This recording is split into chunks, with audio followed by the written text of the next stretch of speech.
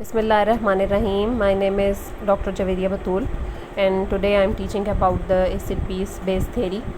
And the second theory of acid-base is Lowry and Bronsted concept. Sometimes it is called Lowry-Bronsted concept और sometimes it is called Bronsted-Lowry concept. और इसका दूसरा नाम जो है प्रोटॉनिक concept भी है. अब ये क्या कहता है? ये कहता है एसिड ऐसी स्पीशीज़ है which donates, acid is a species which donates और tends to donate proton. Basically acid वो स्पीशीज़ है जो देती है या देने की कोशिश करती है. क्या चीज़? प्रोटॉन. लास्ट टाइम हमने पढ़ा था कि एच आइन देने की कोशिश करता है. तो अब आप इसको देखें, यहाँ पे प्रोटॉन कह रहा है. मैं अब आपको एक बात समझाती हूँ कि बेसिकली एच आइन जो है वो प्रोटॉन कहलाया जा सकता है. कैसे? हाइड्रोजन के पास एक ही प्रोटॉन होता है और एक ही इलेक्ट्रॉन होता है. अगर इसका इलेक्ट्रॉन निकाल दें तो बाकी क्या रह जाएगा? प्रोटॉन. तो एक इलेक्ट्रॉन निकाल दें तो हम उसे एच आइन भी कहते हैं और हम उसे प्रोटॉन भी कह सकते हैं. बेसिकली आप ये देखें सिर्फ एक प्रोटॉन है, इसीलिए इस एच आइन को हम क्या कह देते हैं? प्रोटॉन. तो ऐसी चीज़ जो एच आइन दे, प्रोटॉन लफ्ज़ कह रहे हैं यहाँ पे लॉरी ब्रॉन्स्टेड, इसको प्रोटॉन दे या देने की कोशिश करे तो उसका नाम एसिड है. अब मिसाल आपके सामने एग्जांपल है HCl. एच आइन दे रहा है ना, प्रोटॉन दे रहा है. H2SO4 प्रोटॉन दे रहा है ना. अब इसमें ना ये नहीं बात की गई कि एक्वस सोल्यूशन में, और इनमें इसमें ये कहा गया था कि देखें पानी में बार बार कह रहे थे. तो ये सिंपल कह रहा है. लॉरी ब्रॉन्स्टेड थोड़ा सा फ़र्क कह रहा है. एक तो कह रहा है वो प्रोटॉन देता है या देने की कोशिश करता है, और दूसरा वो ये नहीं बता रहा कि सॉल्वेंट में, एसिड, वो वाटर में, एक्वस सोल्यूशन में, ये लफ्ज़ नहीं कह रहा. ठीक है. इसकी मिसाल एग्जांपल जो होगी HCl हो गया, H2SO4. देखें दोनों प्रोटॉन दे रहे हैं. एच आइन प्रोटॉन ही है और H2SO4 भी एच आइन दे रहा है, वो भी प्रोटॉन ही है. प्रोटॉन देता है या देने की कोशिश करता है. नेक्स्ट आपका जो है टाइप्स ऑफ एसिड्स क्या होते हैं? 3 तरह के एसिड होते हैं लॉरी ब्रॉन्स्टेड. एक मॉलिक्यूलर, देखें पूरा full molecule, HCl, sulphuric acid, acetic acid, ये फुल मॉलिक्यूल जो है ये एसिड है. फिर एनाइनिक स्पीशीज़ यानी कि एनाइनिक हैं. ये देखें एनाइन है, HSO4 नेगेटिव, HCO3 नेगेटिव.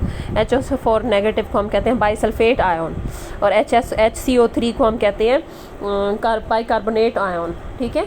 तो इनको आयन्स जो है इनके नाम दिए जाते हैं. ये है बाइसल्फेट आयन, ये है बाइकार्बोनेट आयन. तो ये भी क्या है?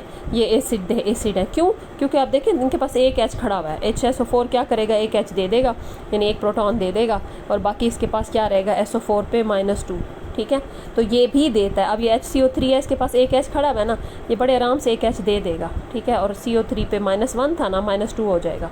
तो ये भी एच आइन दे सकता है. ऐसी चीज़ जिस पे नेगेटिव हो और उसके पास H भी हो तो वो भी प्रोटॉन दे सकता है. ऐसी चीज़ जो पॉजिटिव है, ये देखें पॉजिटिव चार्ज है, लेकिन ये क्या होता है? प्रोटॉन दे सकता है. कैसे? प्रोटॉन देगा और वाटर अलग हो जाएगा.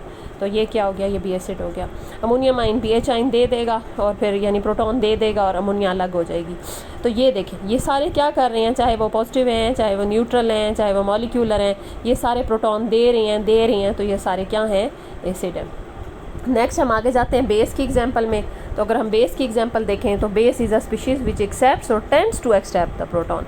बेस वो स्पीशीज़ है, वो चीज़ है. स्पीशीज़ मतलब मॉलिक्यूल, एटम, आयन, कुछ भी हो सकता है. स्पीशीज़ को हम इसीलिए जनरल कह देते हैं. कोई एटम भी ऐसा हो सकता है, कोई मॉलिक्यूल भी हो सकता है, कोई आयन भी हो सकता है जो प्रोटॉन लेता है या लेने की कोशिश करता है. अब क्यों? जो प्रोटॉन ले रहा होगा ना, तो अब देखें खुद नेगेटिव होगा, तकरीबन नेगेटिव होगा. सम टाइम नेगेटिव नहीं भी होगा. अब ये देखें CH3 है, COO नेगेटिव है.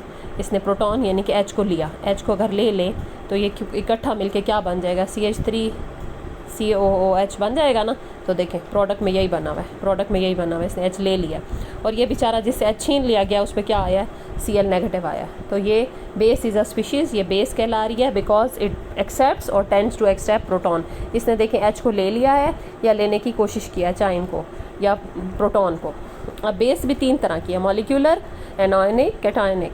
मॉलिक्यूलर ऐसी चीज़ें जो कि प्रोटॉन एक्सेप्ट करती हैं. हम इसका रिएक्शन देख लेते हैं. इसका रिएक्शन देखें, ये प्रोटॉन एक्सेप्ट करती है या नहीं. इसमें डालें प्रोटॉन, इसमें ये हमने प्रोटॉन डाला, फ़ौरन ये H3O पॉजिटिव बना देगी. तो हाँ, ये प्रोटॉन एक्सेप्ट करता है. तो वाटर भी एक बेस के तौर पे एक्ट करता है. अमोनिया ये प्रोटॉन लेती है, जी हाँ. अगर अमोनिया में एच आइन डालें, अमोनियम आइन बन जाता है. तो ये भी प्रोटॉन ले रहा है. ठीक है. अच्छा नेगेटिव तो वैसे ही प्रोटॉन ले लेंगे. हाइड्रोक्साइड है, इसको आप एच आइन दे दें तो क्या बनेगा? H और OH का क्या बन जाएगा? वाटर. तो नेगेटिव आयन तो इजीली जो है ना एक्सेप्ट करता है. अच्छा ये एक दिखाया हुआ है, इसको भी मैं आपको खोल के बता देती हूँ कैसे करता है. आयरन है, आयरन के साथ 5 वाटर मॉलिक्यूल अटैच है. ठीक है. और एक OH हाइड्रोक्साइड आयन अटैच है. ठीक है. इस पर क्या आ रहा है? +2. अब इसमें एक H आयन आ गया. जब एक H आयन आएगा तो ये जो हाइड्रोक्साइड है ये भी वाटर बन जाएगा, हमारे पास बन जाएगा आयरन, और 5 वाटर के बजाय 6 वाटर।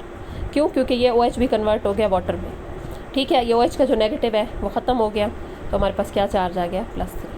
तो इस तरीके से हमारे पास ये भी एक स्पीशीज़ है जो कि कॉम्प्लेक्स है लेकिन कैटाइनिक है। देखें इस पे पॉजिटिव चार्ज है, ओवरऑल आप देख रहे हैं ना, इस पे पॉजिटिव चार्ज है, यहाँ पे +2 चार्ज है, तो ये फिर भी ये प्रोटॉन ले रही है, +3 में कन्वर्ट हो गया, इसमें एक H आयन आ जाएगा, ठीक है। 5 वाटर के बजाय 6 वाटर मालिक्यूल इसके साथ अटैच हो गए हैं, 6 वाटर मालिक्यूल, OH ख़त्म हो गया, और +2 के बजाय +3। तो डेफिनेटली ये क्या हो गई? ऐसी स्पीशीज़ भी हो सकती है जो कि एक्ट करे एज आ लॉरी ब्रॉस्टेड बेस। मैं फिर बता रही हूँ, बेस वो है जो प्रोटॉन को एक्सेप्ट करता है, न्यूट्रल मालिक्यूल भी हो सकता है, कोई एनाइन भी हो सकता है, कोई केटाइन भी हो सकता है, इन सबको आपने याद कर लेना है, ठीक है। नेक्स्ट एक और कंसेप्ट भी देता है लॉरी ब्रॉस्टेड। लॉरी ब्रॉस्टेड ये कहता है अगर एसिड प्रोटॉन देगा, देने के बाद बेस बन जाएगा, और अगर बेस प्रोटॉन लेगा, लेने के बाद एसिड बन जाएगा, मतलब अपनी शक्ल चेंज कर लेंगे। अब हम देख लेते हैं कैसे होता है। तो ये देखें, ये एसिड है, इसने प्रोटॉन देना है, यानी H दे देना है, तो H दे दिया इसने। तो बचे हुए को हम क्या कह रहे हैं? बचे हुए को आप खुद देखें क्या कह रहे हैं। एसिड ने अपना H आयन इसको दे दिया ना, तो अब इस एसिड का नाम क्या हो गया? Conjugate base. और जो बेस थी उसने प्रोटॉन ले लिया, देखें H2O के बजाय क्या हो गया? H3O हो गया ना, इसने प्रोटॉन ले लिया, H आयन ले लिया, तो इसका नाम बेस के बजाय क्या हो गया? Conjugate acid. तो एसिड अपना प्रोटॉन देने के बाद बेस बन जाता है, उसे कहते हैं कंजुगेट बेस, और बेस प्रोटॉन लेने के बाद एसिड बन जाता है, उसे कहते हैं कंजुगेट एसिड। यही बात लिखी हुई है according to Lowry Bronsted concept. And acid base reaction is किसी एसिड बेस रिएक्शन में acid after reaction gives a base called the conjugate base. Acid reaction करने के बाद बेस बन जाता है, और बेस रिएक्शन करने के बाद एसिड बन जाता है। सिंपल सी बात है, एसिड बेस बन जाएगा, बेस एसिड बन जाएगा। मतलब मैं आपको मतलब भी समझाती हूँ। मतलब ये है कि एसिड ने अब पहले H आयन दे रहा था ना, अब जब प्रोडक्ट में वो लेना चाहेगा, ठीक है, अब देखें क्लोराइड लेना चाहेगा, तो इसीलिए वो उसको बेस कह रहे हैं। नेक्स्ट देखें HCl और अमोनिया, तो इसने क्या किया? कौन H आयन दे रहा है? आप खुद देखें, H किधर से जा रहा है? इसके पास से H इधर जा रहा है, ये खाली रह गया, और इसके पास एक H आके बैठ गया। तो ये डोनर है, देने वाला क्या होता है? एसिड होता है, और लेने वाला क्या होता है? बेस है। तो एसिड को आपने बेस लिख देना है, और बेस को आपने क्या लिख देना है? एसिड लिख देना है। लेकिन लफ्स लिखना है साथ कंजुगेटेड, कंजुगेट उसका साथ ही जो है ये इसमें कन्वर्ट हो गया, ये इसमें कन्वर्ट हो गया। ये HCl के बजाय Cl नेगेटिव लिखा है, NH3 के बजाय NH4 पॉजिटिव लिखा है, तो इस तरह से आपने लिख लेना है, ठीक है। नेक्स्ट हो गया, एक और बात आप निशानी याद रख लें, ये कोई भी अगर बेस एसिड स्ट्रॉन्ग होगा तो उससे जो बेस बनेगी कंजुगेट एसिड वीक होगा। स्ट्रॉन्ग को वीक लिख देना है, वीक को स्ट्रॉन्ग लिख देना है, ठीक है। एसिड को बेस लिख देना है, बेस को एसिड लिख देना है, बस ये निशानी याद रखें। स्ट्रॉन्ग एसिड होगा तो उसकी कंजुगेट बेस वीक होगी, वीक एसिड होगा तो उसकी कंजुगेट बेस स्ट्रॉन्ग होगी। इसी तरह स्ट्रॉन्ग बेस होगा तो उसकी कंजुगेट एसिड वीक होगा, स्ट्रॉन्ग वीक बेस होगी, कंजुगेट एसिड स्ट्रॉन्ग होगा। मैंने आपको पहले भी बताया, जहाँ जहाँ एसिड हो वहाँ बेस लिख दें, एसिड के साथ आपने लिख देना है बेस। यूँ कर ले, एसिड है तो आपने आगे लिख देना है कंजुगेट बेस, एसिड है तो लिख देना कंजुगेट बेस, स्ट्रॉन्ग है तो लिख देना वीक, वीक है तो लिख देना स्ट्रॉन्ग, बेस है तो साथ लिख देना कंजुगेट एसिड, बेस है तो साथ लिखना है कंजुगेट एसिड, स्ट्रॉन्ग है तो वीक, वीक है तो स्ट्रॉन्ग। मतलब हर चीज़ अपने उलट में तब्दील हो जाती है। एसिड बेस में तब्दील हो जाता है, और स्ट्रॉन्ग वीक में तब्दील हो जाता है, वीक स्ट्रॉन्ग में तब्दील हो जाता है, सब कुछ उलट हो जाता है, ठीक है। ये आपको बहुत आसानी से याद हो जाएगा। इस कॉन्सेप्ट के क्या फ़ायदे हैं? आपने देखा था आर्हेनियस सारा वक्त पानी की बात कर रहा था, in aqueous solution, water water. अब पानी के बगैर भी तो रिएक्शन होते हैं ना एसिड बेस के। तो ये थेरी जो है इंडिपेंडेंट ऑफ सॉल्वेंट, ये बात नहीं कर रही कि पानी में दे, वो बस कह रहे हैं H आयन देता है, ये देने की कोशिश करता है, प्रोटॉन देता है, ये देने की कोशिश करता है, ये कह रही हैं। जबकि आर्हेनियस ने कहा था पानी में, ठीक है। तो इसलिए हम बगैर पानी के, बगैर सॉल्वेंट के भी हम डिफ़ाइन कर सकते हैं कोई चीज़ एसिड है या बेस है।